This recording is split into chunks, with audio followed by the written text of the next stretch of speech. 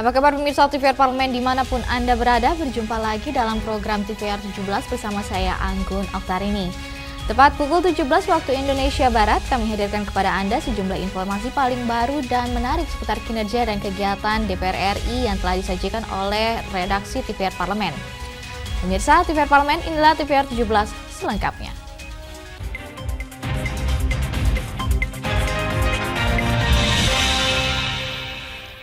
Komisi 3 DPR RI menilai pentingnya pembentukan panitia khusus dalam membongkar kebenaran data terkait temuan transaksi janggal sebesar Rp349 triliun dan pembentukan pansus ini dinilai sebagai upaya transparansi DPR RI untuk tidak menghalangi penyidikan yang dilakukan Komite Tindak Pidana Pencucian Uang.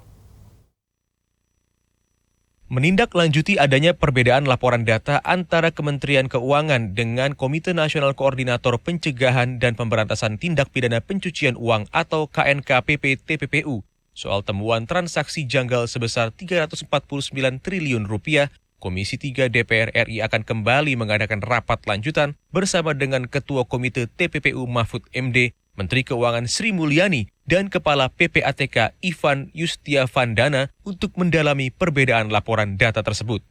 Menurut Wakil Ketua Komisi 3 DPR RI Ahmad Syahroni, terdapat perbedaan mencolok antara pernyataan Ketua Komite TPPU Mahfud MD dengan Menteri Keuangan Sri Mulyani.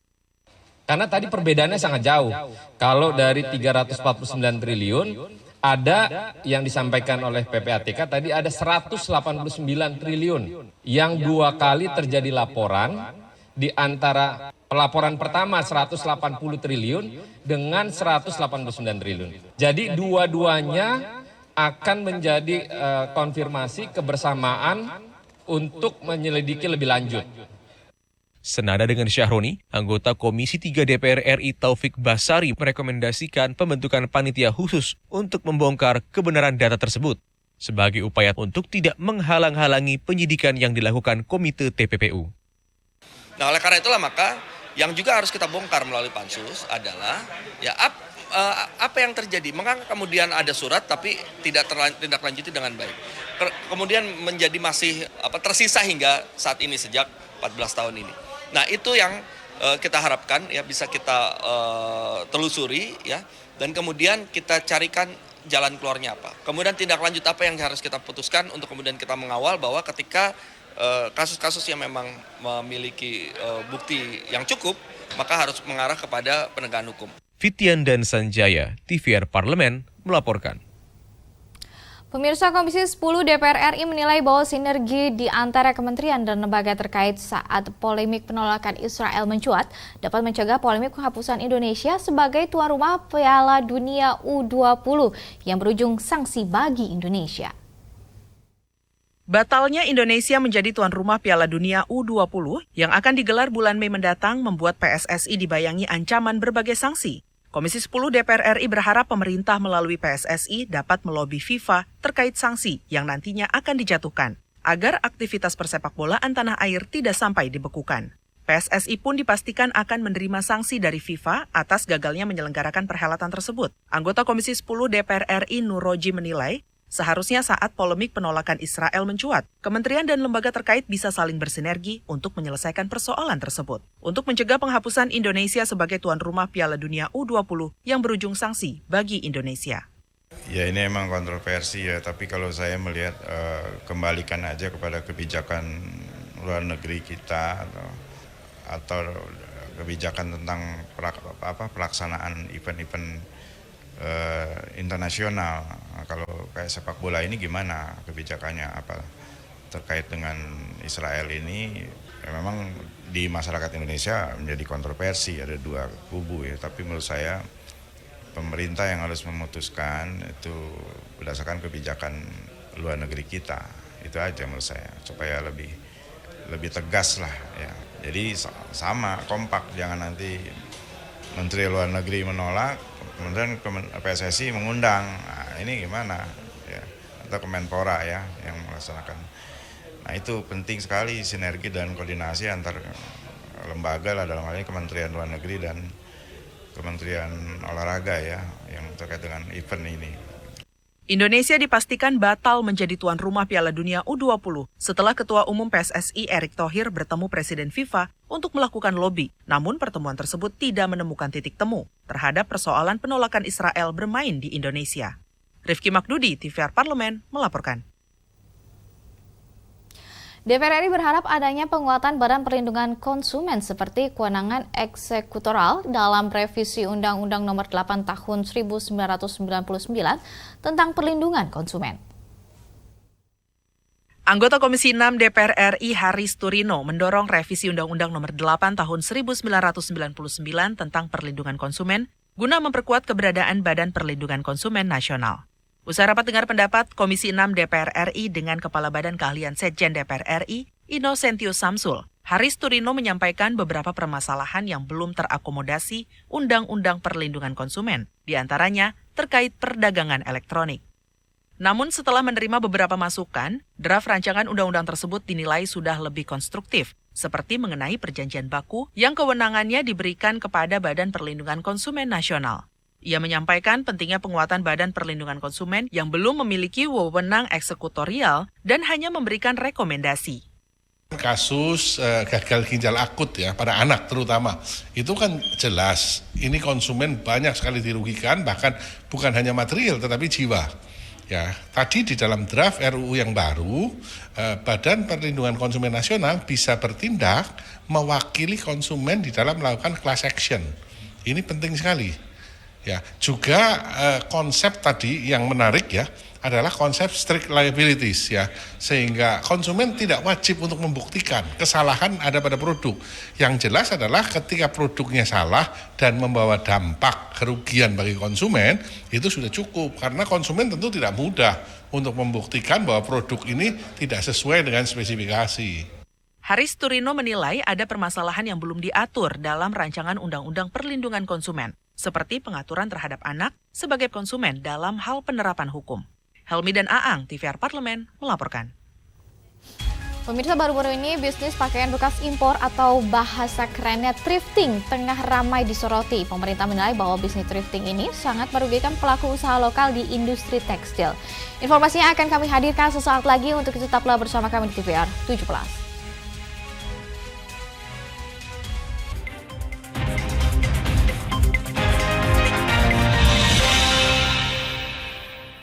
Utang-utang dulu saya.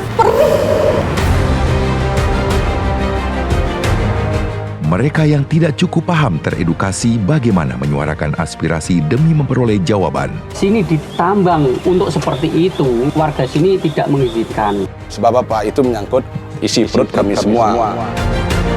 Hadir menelisik mulai dari hulu ke hilir. Mengapa? Ini kalau kita telusuri kenapa banjir ini hampir setiap terjadi, hingga menemukan apa yang belum terkuak secara nyata. Kan kabeh niku sedulur, Pak. Nek kula ngrencangi mriki, mesti mriki gelo, nek kula ngrencangi mriki sing mriki gelo. Iki kedah adil wae, Pak, tengah-tengah. Menghadirkan peran anggota DPR RI demi mendapatkan solusi. Saksikan Suara Dapil, Senin sampai Jumat pukul 10 waktu Indonesia Barat, hanya di TVR Parlemen.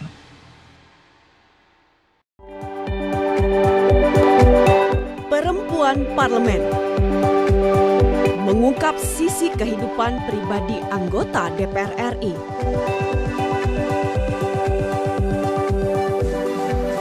Dan partisipasi perempuan dalam politik dan publik. Dan usaha mewujudkan aspirasi masyarakat di setiap sidang sebagai wakil rakyat.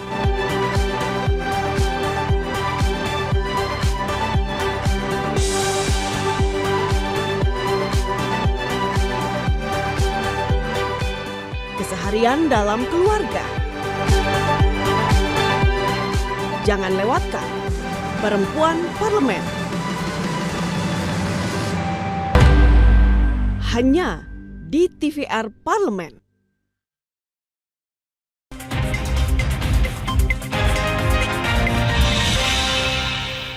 Pemirsa, kembali di TVR 17, selain merugikan pelaku UMKM yang membuat produk lokal, keberadaan produk tekstil bekas impor itu juga membawa dampak buruk bagi lingkungan hingga pendapatan negara. Menjamurnya praktik jual beli barang bekas tersebut dinilai karena sudah mudahnya akses masuk barang bekas ke Indonesia di pelabuhan-pelabuhan Indonesia khususnya. Oleh karena itu DPR RI meminta pemerintah lebih tegas dalam menegakkan hukum yang berlaku untuk memberantas praktik jual beli barang bekas tersebut. Untuk mengetahui informasi selengkapnya, mari kita simak laporan mendalam yang telah dihimpun oleh tim redaksi TVR Parlemen dalam segmen editorial Parlemen berikut ini.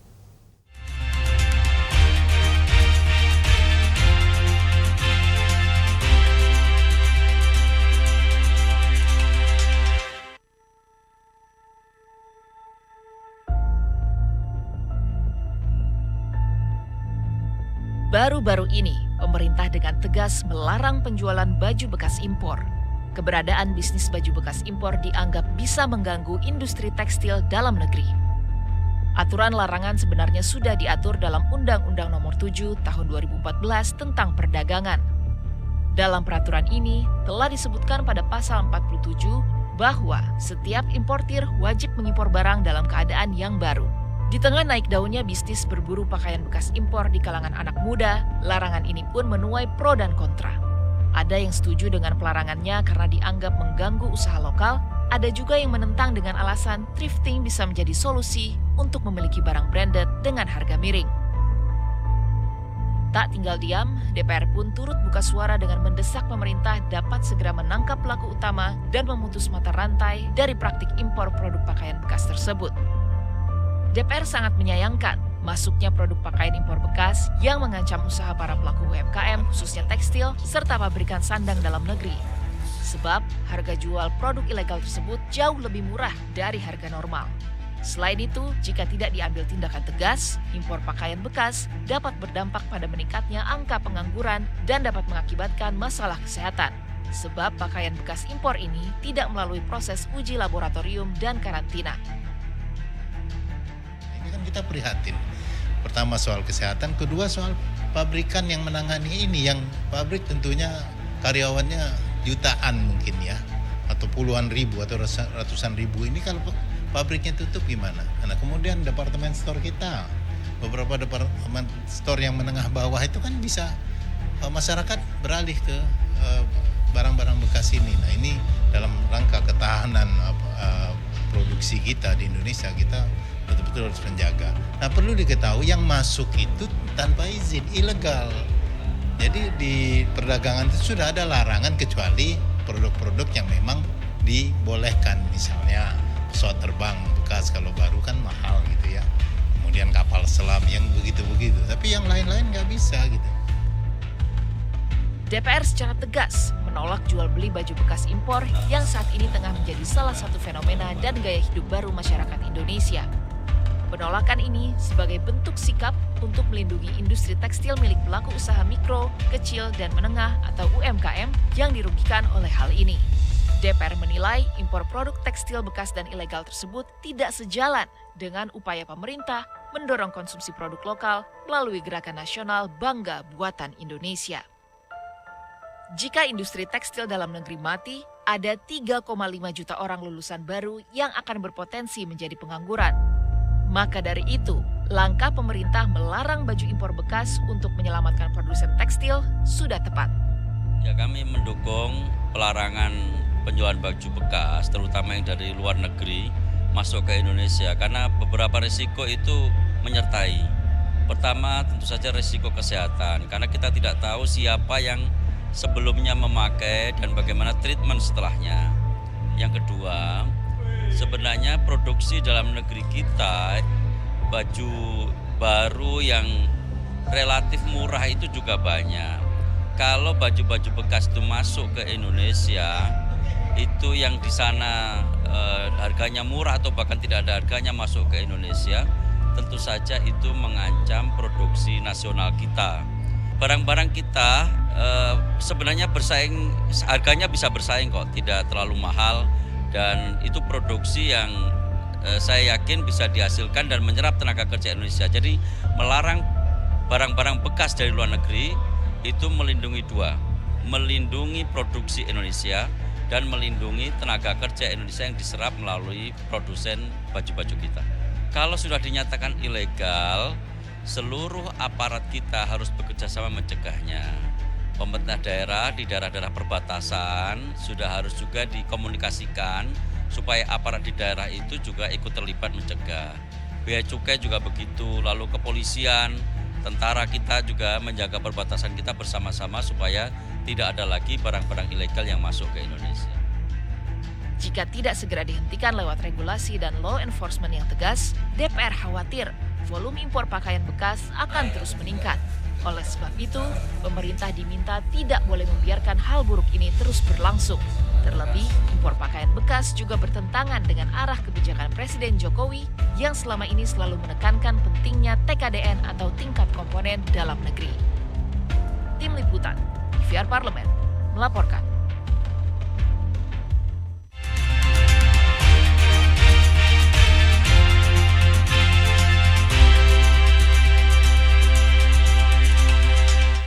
Pemirsa, Kepolisian Negara Republik Indonesia memastikan stok pangan aman hingga Lebaran Idul Fitri 2023. Saksikan informasi selengkapnya, untuk itu jangan kemana-mana, tetaplah bersama kami di TVR 17.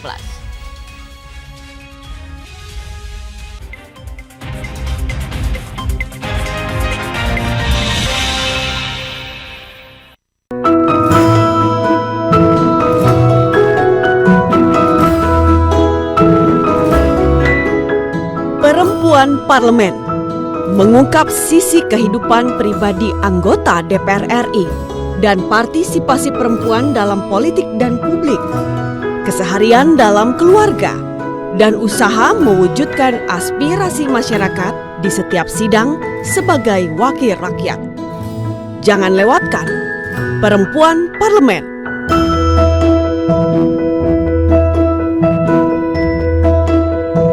Hanya di TVR Parlemen.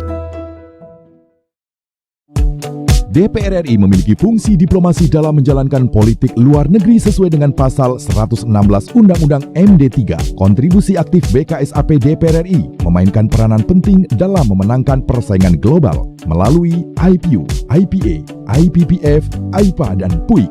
BKSAP memiliki komitmen yang tinggi dalam krisis kemanusiaan dunia. Fungsi diplomasi dijalankan untuk mendukung upaya pemerintah dalam melaksanakan politik luar negeri. Sini ditambang. Konflik yang terjadi. Warga sini tidak mengizinkan. Masalah yang tersisihkan menjadi kesenjangan sosial. Ya namanya rakyat kecil gak bisa apa-apa, mau komplain juga gak didengar. Sebab apa? Itu menyangkut isi perut kami semua. Bagaimana memutus keterbatasan untuk didengar? Jadi kalau misalnya masyarakat sudah merasa tidak lagi ada yang memperjuangkan aspirasinya, maka masyarakat memang sangat berhak untuk meminta dewan yang mewakili mereka di parlemen. Kami menyusuri batas-batas peristiwa, mengurai berbagai polemik yang terjadi, meluruhkan suara-suara marginal, menjadi nyata dalam setiap aspirasi, melaksanakan tugasnya sebagai wakil rakyat. Saksikan aksi Dewan segera hanya di TVR Parlemen.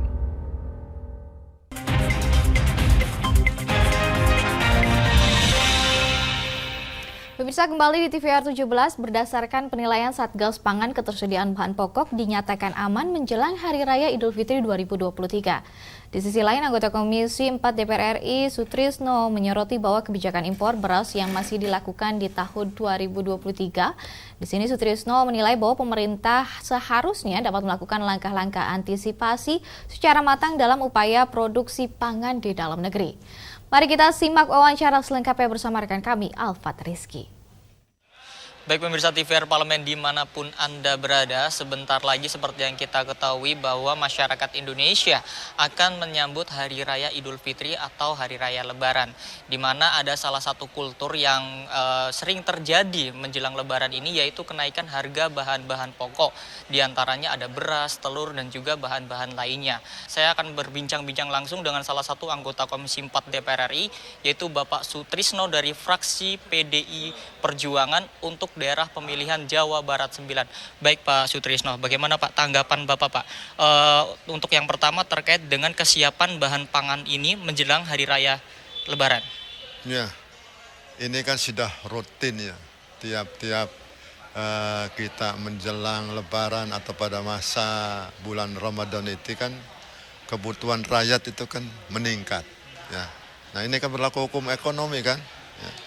Kalau tidak terjadi kasus keseimbangan antara penawaran atau produksi pangan yang ada dengan yang meminta, pasti kan terjadi perubahan harga, ya kan? Ini pasti ya. Oleh karena itu mestinya kan memang sudah harus diantisipasi kan, karena kondisinya sudah rutinitas itu kan, itu persoalannya, ya.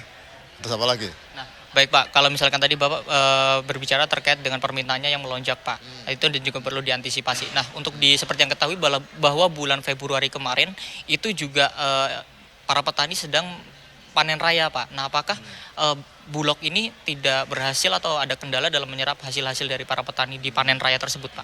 Bukan di situ sebenarnya persoalannya, itu kan, ya.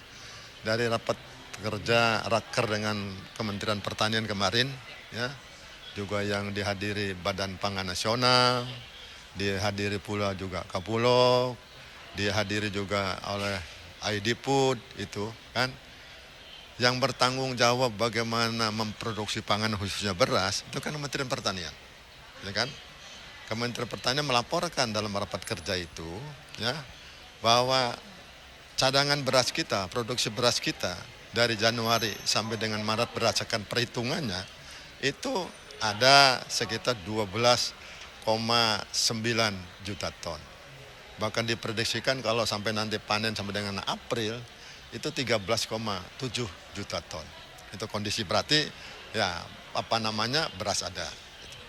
Kemudian dari sisi Bulog, ini Bulog ini kan salah satu BUMN ini. BUMN yang bertanggung jawab diberikan tugas oleh pemerintah itu untuk menyiapkan beras cadangan pemerintah. Ya, di sisi lain juga punya tugas untuk menjalankan tugas komersil untuk mengendalikan harga di pasaran. Bulog mengatakan memang posisi harga beras sekarang di pasaran itu sekitar 12.000 ya, per kilonya, ya kan.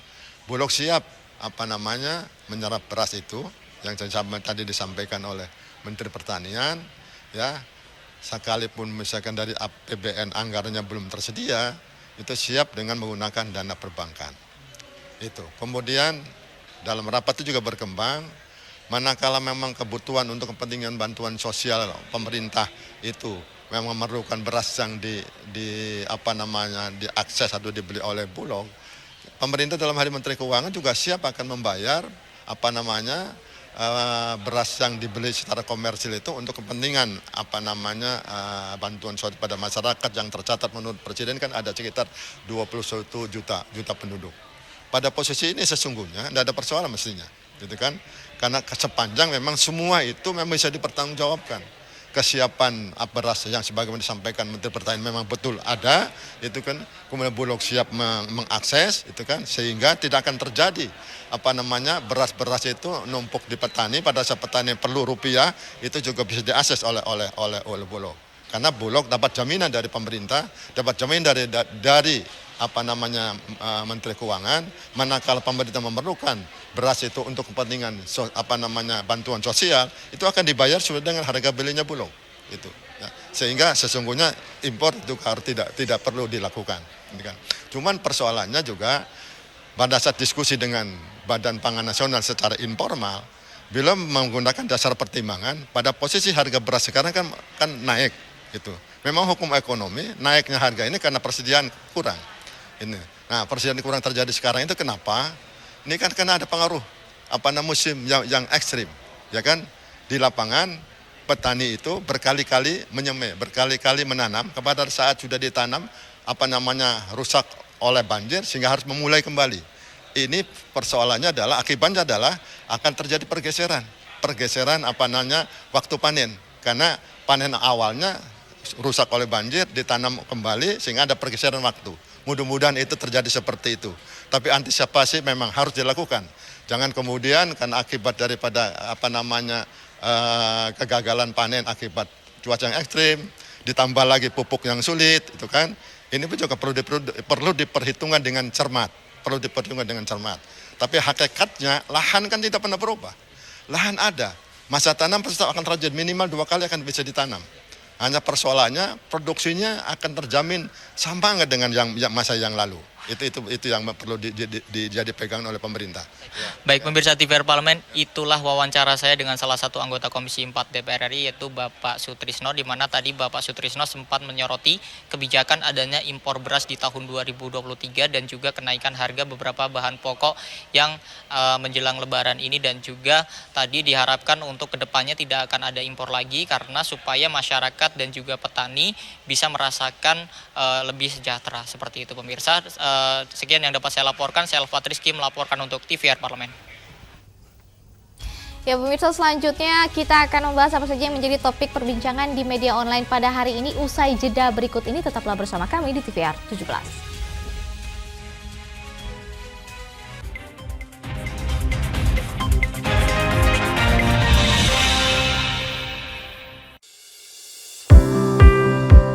Mengenal tugas dan fungsi DPR RI.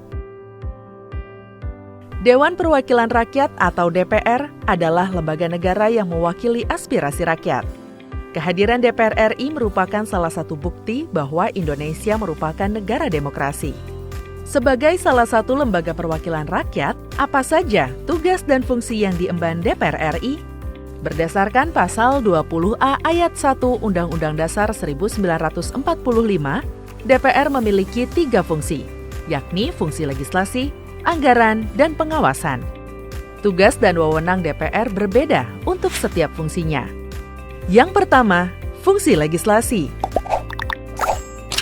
Menyusun program legislasi nasional atau prolegnas, menyusun dan membahas rancangan undang-undang, menerima rancangan undang-undang yang diajukan oleh DPD, membahas rancangan undang-undang yang diusulkan oleh Presiden ataupun DPD, menetapkan undang-undang bersama dengan Presiden, menyetujui atau tidak menyetujui peraturan pemerintah pengganti undang-undang yang diajukan oleh Presiden untuk ditetapkan menjadi undang-undang. Yang kedua, fungsi anggaran. Memberikan persetujuan atas rancangan undang-undang tentang APBN yang diajukan oleh Presiden. Memberikan persetujuan terhadap pemindahntanganan aset negara maupun terhadap perjanjian yang berdampak luas bagi kehidupan rakyat yang terkait dengan beban keuangan negara. Menindaklanjuti hasil pemeriksaan atas pengelolaan dan tanggung jawab keuangan negara yang disampaikan oleh BPK. Memperhatikan pertimbangan DPD atas rancangan undang-undang tentang APBN dan rancangan undang-undang terkait pajak, pendidikan, dan agama. Yang ketiga, fungsi pengawasan.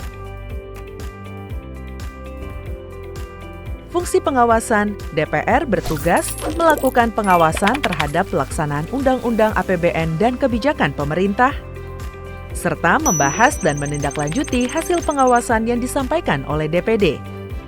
Demikian penjelasan tentang tugas dan fungsi DPR menurut Undang-Undang. Informasi ini dipersembahkan oleh TV dan Radio Parlemen, Biro Pemberitaan Parlemen, dan Sekretariat Jenderal DPR RI.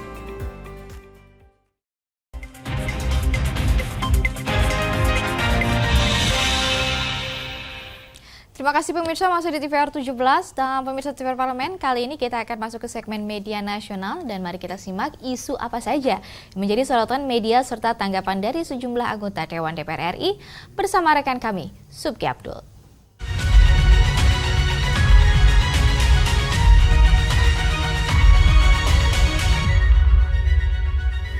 Halo, selamat sore pemirsa. Berjumpa kembali bersama dengan saya Subki Abdul di hari Kamis 30 Maret 2023. Mari kita simak apa saja menjadi headline media online dan juga ditanggapi oleh anggota Dewan DPR RI.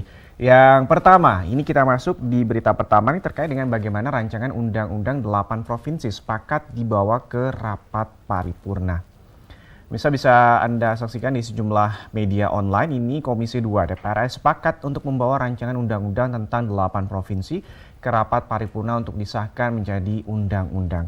Pengambilan keputusan ini dilakukan dalam rapat kerja antara Komisi 2 DPR RI dengan DPD RI, Kementerian Keuangan, Bappenas, Kemendagri, dan juga Kementerian Hukum dan HAM pada hari Rabu kemarin 29 Maret 2023. Terkait dengan hal tersebut, Ahmad Doli Kurnia Tanjung, ini juga Ketua Komisi 2 DPR RI menjelaskan bahwa Indonesia selama ini punya 20 provinsi dan 271 kabupaten kota yang alas hukumnya adalah Undang-Undang RIS dan juga bukan Undang-Undang 1945, dengan beberapa kabupaten atau provinsi ini masih bergabung dalam satu undang-undang. Nah, dibuatnya undang-undang provinsi ini diharapkan ada kejelasan terkait dengan atas ataupun juga azas hukum dan juga cakupan wilayah guna menghindari terjadinya lempar kewenangan dalam hal pembangunan dan juga penanganan dalam provinsi tersebut. Pemirsa, 8 undang-undang ini akan melengkapi 12 undang-undang yang sebelumnya sudah ada, dan hal ini sudah sesuai dengan amanat Undang-Undang 1945 bahwa satu provinsi harus diatur satu undang-undang, satu kota satu undang-undang, dan satu kabupaten satu undang-undang. Disahkannya rancangan undang-undang 8 provinsi ini, maka tidak ada lagi provinsi di Indonesia yang dasar pembentukannya bukan dari Undang-Undang 1945. Berita selanjutnya, kita beralih ke berita selanjutnya, ini terkait dengan bagaimana legislator meminta Presiden rombak pejabat di Ditjen Minerba. Bisa Anda saksikan di sejumlah headline, pertama di dpr.go.id, ini juga menyoroti terkait adanya dugaan korupsi di Ditjen Minerba. Kementerian SDM, anggota Komisi 7 DPR RI Mulyanto meminta Presiden Joko Widodo merombak jajaran pejabat di instansi tersebut. Kinerja Ditjen Minerba selama ini dinilai kurang memuaskan karena banyaknya pekerjaan yang terbengkalai hingga saat ini. Jika kondisi dan juga kinerja aparatur seperti itu, program hilirisasi mineral baik nikel, bauksit, tembaga, timah, dan juga batu bara yang nyaring digaungkan oleh Presiden Jokowi bisa hanya tinggal sebatas wacana. Belum lagi masalah berat lainnya yang masih membelit, yaitu perihal penyelesaian masalah tambang ilegal dan juga para pembackingnya yang diduga adalah aparat dan juga pembentukan Satgas Tambang Ilegal. Nyatanya sampai hari ini masih mandek. Sedangkan kasus dugaan korupsi pemotongan tunjangan kinerja atau Tukin ASN di Kementerian SDM, KPK telah menemukan miliaran rupiah di salah satu tempat penggeledahan pada 27 Maret 2023 kemarin. Pemirsa, nih uang tersebut ditemukan di apartemen di daerah Pakubuwono, Jakarta Pusat yang diketahui milik salah seorang atau PLH Dirjen Minerba Kementerian SDM. Nah, pemirsa, itu tadi headline media online pada sore hari ini. Yang pertama, rancangan Undang-Undang 8 Provinsi sepakat dibawa ke rapat paripurna serta legislator meminta Presiden rombak pejabat Ditjen Minerba. Kita kembali ke rekan kami, Anggun. Silakan, Anggun.